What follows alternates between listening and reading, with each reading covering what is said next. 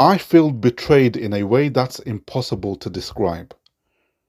I can't find the right words, I just can't define the feeling. I actually can't believe I'm not dreaming. Just picture smashed glass on the floor. Yeah, that resembles everything I believe in, which makes it so hard to pick up the pieces in such a mind state because there's more to my story than a typical heartbreak. Today, today's one of those days where I just feel like giving up. True story, I've had enough. Does life have any meaning when you've lost the ability to love? When your loved one completely destroys your ability to trust again? This feeling, I feel like I've hit life's dead end. All because of a relationship which was hard, but I kept on going, thinking I can see the light at the end of the tunnel. Relationships are hard, but you maintain, stay strong, do anything you can to avoid the rubble. Avoid being down in the rocks, left emotionally scarred.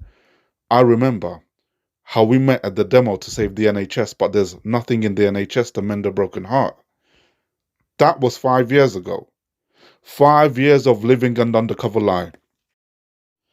I mean, I think I would have dealt with it better if you were just seeing another guy. But that's the issue. You weren't.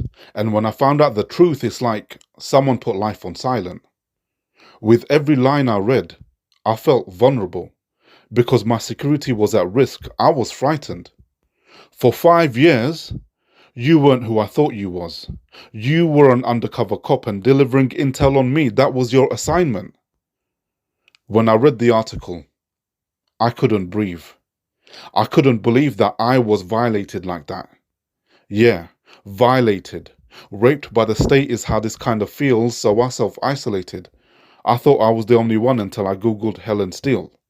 And I have to admit, it was eye-opening to find out that this has happened before. Activists sexually manipulated by the long arm of the law. Believe it or not, it actually happens. A fairy tale start to a relationship ended in a way I couldn't have ever imagined.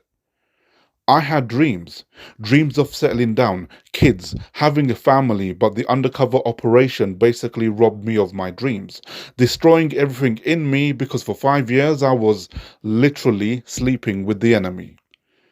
I never thought that I'd have to protect myself from the person I used to lie next to. I never thought that I'd be the one being lied to.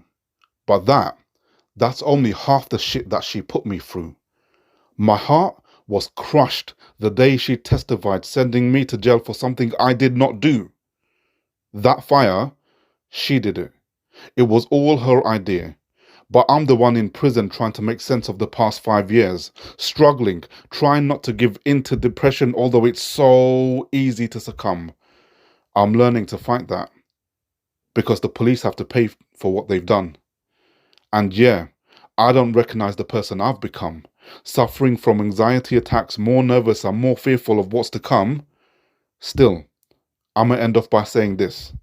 My war, my activism, my quest for justice hasn't stopped. No, it's only just begun.